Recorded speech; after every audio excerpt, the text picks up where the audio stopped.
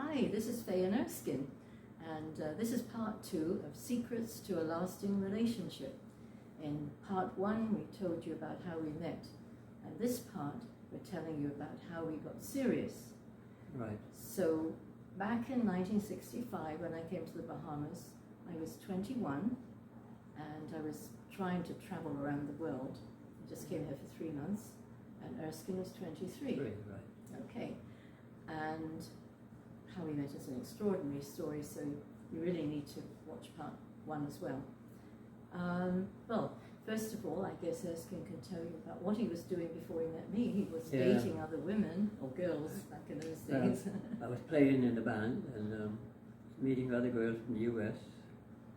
And 1964, I had met a girl before that, late 50s. I was dating her. She's from the US, and her and her mother wanted me to come over. 1964. Actually, I applied for a citizenship in The US. 59 for the US citizenship, 1959, and me and my friend George Cartwright, we had planned to go to New York to see some girls and visit. And right before we were scheduled to leave, I got information that my citizenship was granted if I wanted it. But I had to cancel it because they said I either have to cancel it or cancel my vacation. So I canceled the citizenship. And you weren't too keen on it anyway. No. And your mother was afraid you might get called up to Vietnam. Vietnam, right. I was young. Anyway. I was only about 20, maybe about 20 then. Yeah. Anyways, we went to New York, see some girls, and we had fun. And George ended up marrying one George, of the girls that's right. who George you ended had up marrying. introduced. I introduced him to her. Yeah. Right. And after 64 and 65, we met. Yes, we did. We were playing in a band then. Yeah.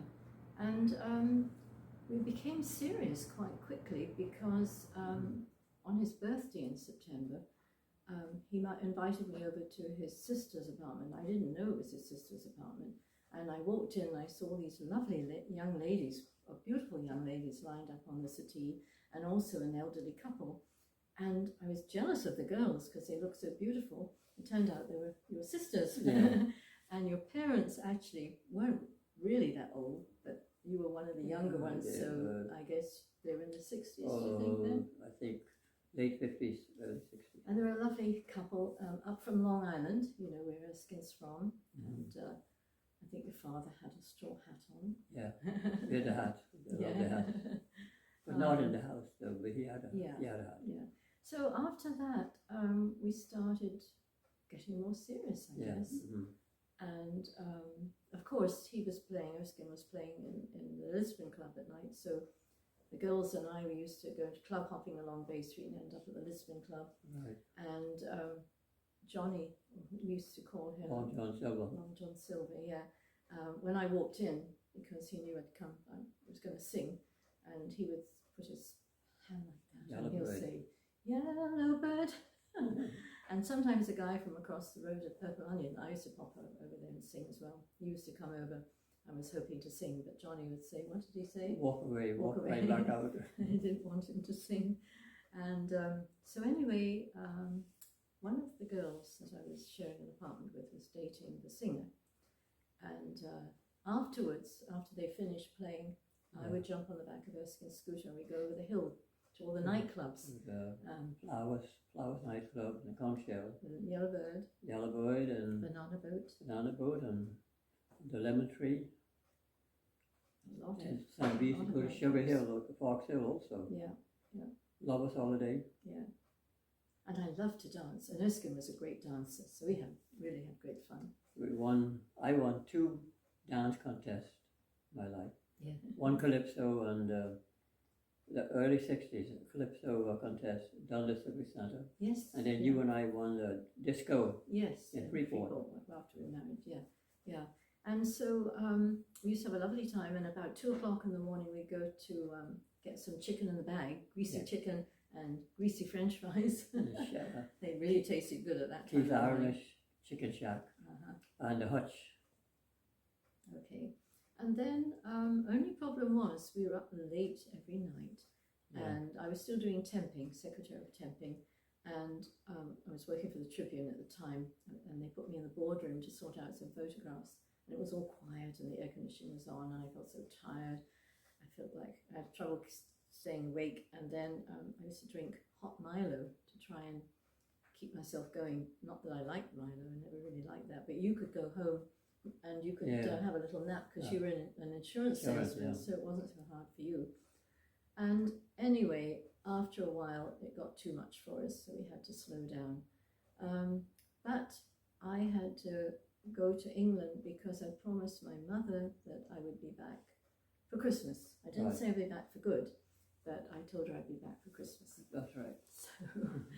So there I was, had to say goodbye to you and flew off to England. And while I was over there, I did call an ex-boyfriend because he used to send letters that followed me to the Bahamas. And he asked me if I had someone else, and I couldn't tell him because his grandmother had just died who brought him up. And so that was that. And then also my mother and my grandmother was like a second mother to me. We all went out for Christmas dinner, and with actually my mother had a friend with her she had two sons, two children, and one was a son about my age. I think they kind of hoped that maybe I would get together with him, but it never happened. And we missed you. Well, I don't know how you missed me, but I missed you so much. Very much. There wasn't much communication in those days. But we didn't have telephones. Well, we didn't have telephones, and so anyway, I decided I was going back early, and I sent him a telegram because that's what we used to do in those days, send telegrams. And I got the message. Yeah, you were at work. They called me out at work. I was out, but they told me when I came back. I was going back early. Yeah.